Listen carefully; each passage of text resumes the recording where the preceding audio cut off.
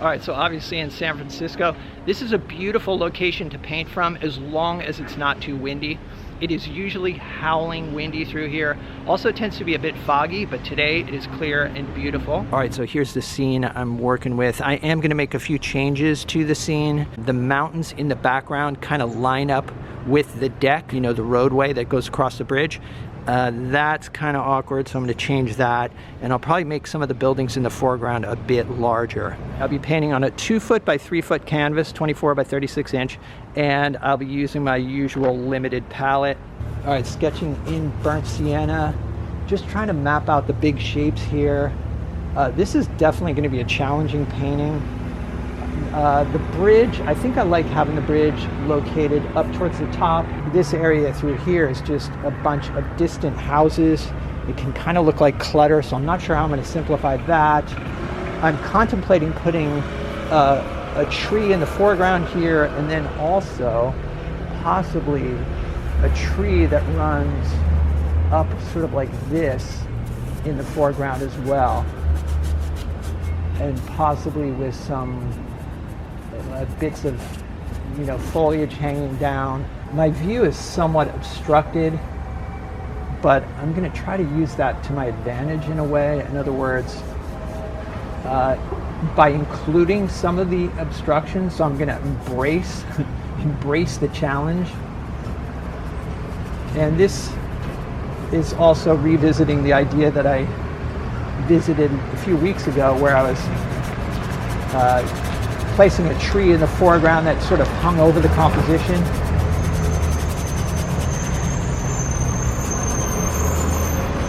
And I'm just playing with shapes and ideas at this point. A branch that goes up like this, and then another one going off like that.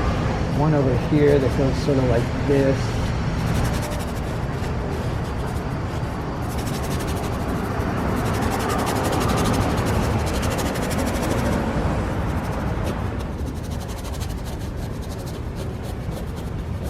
Painting most of the time is just problem solving. You know, you're trying to figure out a way of depicting the scene that creates the least amount of trouble. And I like the idea of having areas like these trees here that are going to be quite simple, and then a more detailed area in the distance. The scrubbing is kind of the exploratory phase of the painting for me. Just to play around with shapes and composition, just to see if I can get an arrangement that I'm excited about.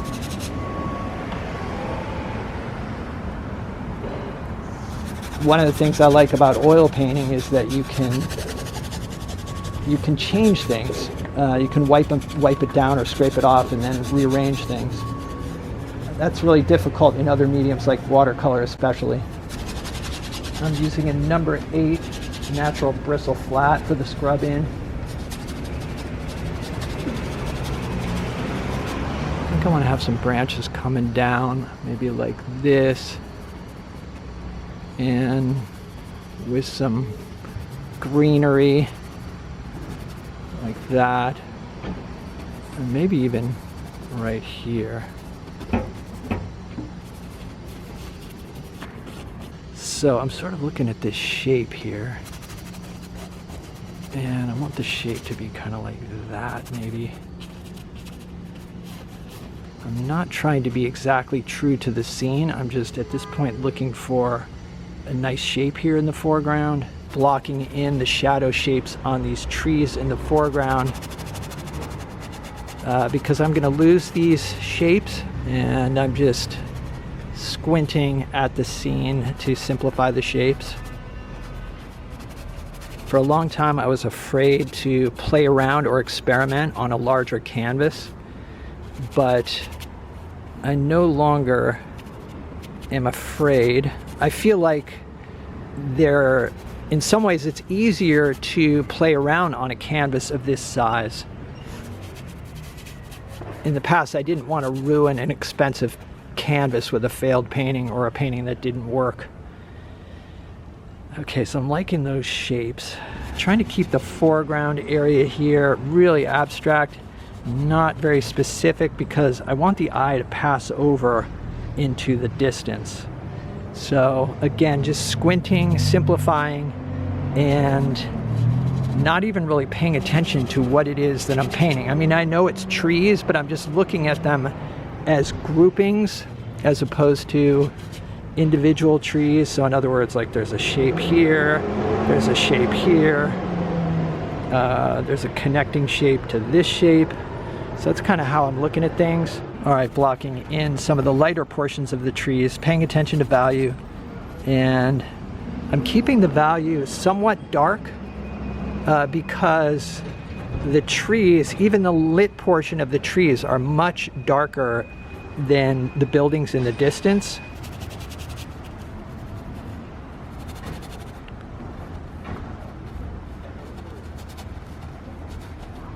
All right, still using the number 8 natural bristle flat to put in some of the darker shapes on the tree up above. I feel like I want this to come down a little bit. Yeah, that's better. Still trying to keep the paint transparent, so I am thinning with liquid. So I think these foreground shapes are going to work. And it really does help eliminate like a big area of sky over here. For the water, I've got a mixture of ultramarine blue, phthalo blue, titanium white, and a bit of burnt sienna to gray it down. I think this mix is a little bit dark. I'm not sure. I want to make sure that the water is dark enough that the light buildings stand out. I also have a bit of cadmium yellow medium in the mix. Forgot about that.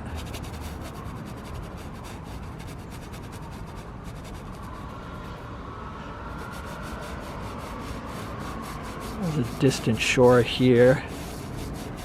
I think I'm gonna have to adjust the values of these distant lands here for sure. Today I'm painting on a medium textured cotton canvas. It's actually pretty rough. So takes a lot of scrubbing to cover. There's a boat harbor right here with a pier. Not sure if that's gonna read properly or if it'll be awkward. I'll put it in, and then if I don't like it, I'll remove it. Okay, so you can already see this area is going to be very light in value because it's just a bunch of buildings. There's quite a bit of yellow in the sky, but I'm always careful when adding yellow because I don't want to turn the sky green.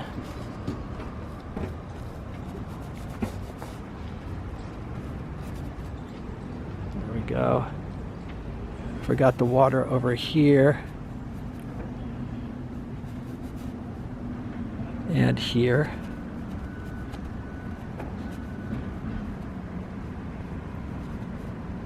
Okay, so now I'm using a number 4 synthetic flat to suggest some buildings here.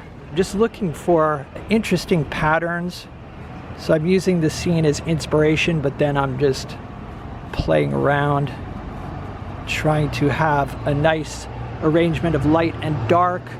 I want to keep this area brighter than this area, so I've put more shadow shapes over here because I don't want to draw the eye in that direction. I want it to be right in this area here.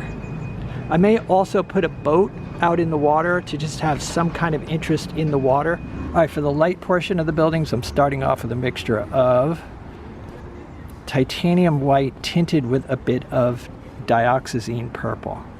I will probably be coming over this mix with a warmer white, so possibly titanium white with a bit of cadmium yellow medium. All right, so here's what I finished up with. I spent just under 4 hours on this painting. It was completed on site. However, I'm considering a few touch-ups. Number 1, I'm thinking of bringing down this tower a bit. And then what else? I'm thinking maybe adding a bit of definition to the buildings, but I'm going to be very careful about that. I don't want to add too much energy and clutter in this area. I do like the fact that it's pretty loose. And the other thing I'm considering is possibly doing something with this lower portion of trunk here. I'm not sure, maybe adding another knot over here or something. Just these two straight lines here sort of bother me. It's not a big deal, but I might play with it and see what I come up with. I do all my touch-ups outside on my driveway. I've got my usual plein air setup here. And I think I'm gonna start with the most obvious thing, and that is the tower. So I've got a sky mixture here of titanium white, ultramarine blue, and a bit of phthalo blue. And that looks pretty good right there. Originally the tower is painted really quickly, and you can see there's sort of a bump right here. I do like the brush strokes on the tower here. There's just like a little bit of light in the center that was visible, but I think I need to straighten out these lines a little bit. This is too extreme. I don't want to make it too perfect because perfect often is boring. I'd rather there be some imperfections and yeah, not have it be completely cleaned up. I don't think people look at, they don't look that carefully. It's just if there's something that jumps out at them that kind of breaks the spell, so to speak, that's a problem. But you also don't want it to look just sterile and overworked.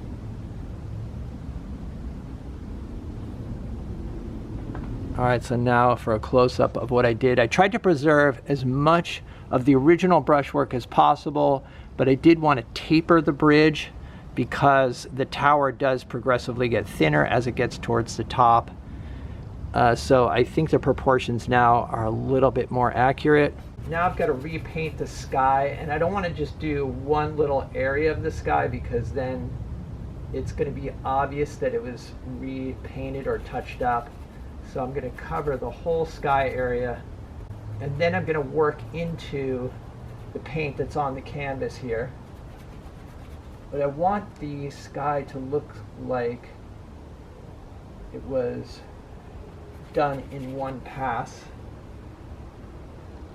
Next thing I'm noticing is that I think the value of these buildings in the foreground is just a little bit too light. This area that's in shadow. So I'm going to just experiment with darkening these shapes just a little bit to see if that's an improvement, and I think it is. Actually, I'm going to lighten this one up just a little bit for some variety.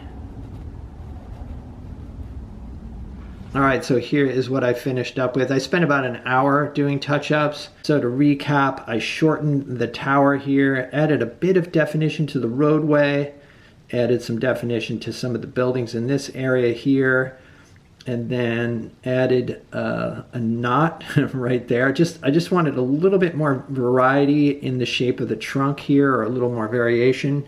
It can be really challenging trying to figure out how much detail to include in a painting. I like to focus on shapes and not have it be overly detailed, but I do think that a little additional detail actually helped bring this in for a landing. So I'll live with it for a while, but as I've mentioned before, I don't like to overwork paintings, so most likely I'll just leave it as it is. All right, so hope you guys enjoyed this video. Let me know what you think in the comments. If you'd like to see some extra videos and help support the channel, there's a Patreon link down below. It's a Patreon support that helps keep me making these videos, and it's much appreciated. So check it out. Other than that, stay creative. I'll see you guys in the next video.